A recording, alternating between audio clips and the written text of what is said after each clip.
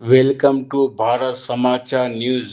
Nirmal district భవిష్యత్తు తాగునీరు, సాగునీరు అవసరాలను దృష్టిలో ఉంచుకొని ప్రాజెక్టులలో నీటిని ప్రణాళికబద్ధంగా నిల్వ చేయాలని నీటిపారుదల, పౌర సరఫరాల శాఖ మంత్రి ఎన్. ఉత్తమ్ కుమార్ రెడ్డి అధికారులను ఆదేశించారు.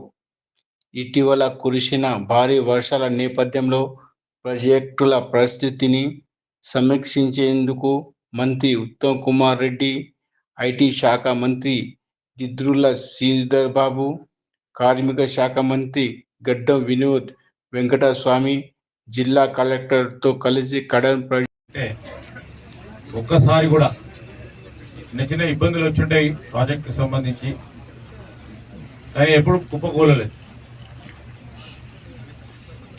కొత్త టెక్నాలజీ ఉండగా, సాంకేతిక పరిజ్ఞానం 10 అంతలు 100 అంతలు పెరిగిన తర్వాత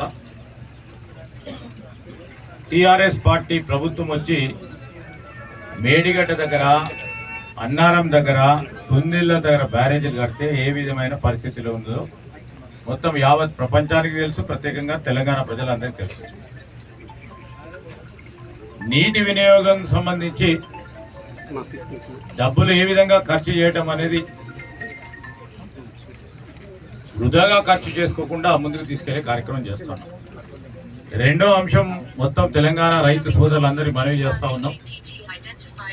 ఈరోజు సాంకేతిక నిపుణుల సంబంధించి వారిచ్చే సలహా సూచనల మేరకే బ్యారేజీకు సంబంధించి అటు మేడిగడ్డ నుంచి మొదలు పెట్టుకుంటే అన్నారం కానీ సుందిళ్ళ బ్యారేజీలకు సంబంధించిన అంశం విషయంలో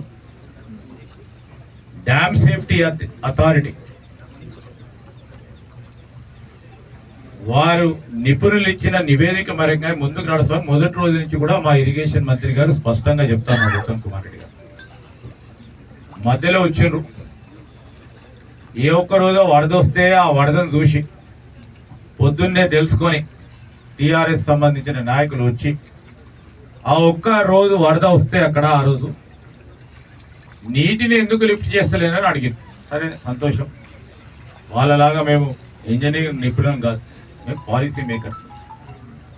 ఇంజనీరింగ్ నిపుణులకు సంబంధించిన అంశం విషయంలో ఇంజనీరింగ్ అధికారులు ఈరోజు డ్యామ్ సేఫ్టీ అథారిటీకి సంబంధించిన ఇంజనీర్లు వస్తున్నారంటే నిష్ణాతులైన ఇంజనీరింగ్ విభాగంలో వివిధ రాష్ట్రాల్లో పనిచేసిన వారు వచ్చి దాన్ని సమీక్ష చేసి వారు ఇచ్చిన సలహా సూచనల మేరకే ఈరోజు ఉత్తమ్ కుమార్ రెడ్డి గారు ఇరిగేషన్ డిపార్ట్మెంట్ పరంగా నివేదిక కూడా అందజేసింది. ఇప్పుడే చెప్తా ఉంటారు ఇంతకుముందు. ఆ నివేదిక ఆధారంగా పనులను చేపట్టాలని డ్యామ్ సేఫ్టీ అధికారులు నిన్ననే మరి ఇరిగేషన్ అధికారులతో కూర్చొని నిర్ణయం చేశారు. దాంట్లో మధ్యలో బీజేపీ వచ్చింది. ఏ నీటిని ఏ విధంగా ఉపయోగించాలి, రైతులకు ఏ విధంగా మరి నీరు అందించాలి, పంటను కాపాడాలనే ప్రయత్నం చేస్తూ ఉన్నారు.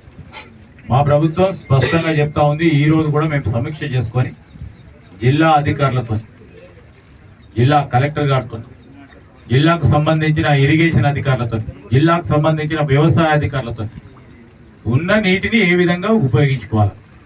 నిజంగానే పూర్తి స్థాయిలో ఎల్‌నినో ఎఫెక్ట్ దాదాపు 6 నెలలు 8 నెలలు ఇదే విధంగా ఉంటే మంచినీటికి సంబంధించిన వ్యవస్థను ఏ విధంగా ఉన్న నీటితోని కాపాడుకునే ప్రయత్నం చేయాలి.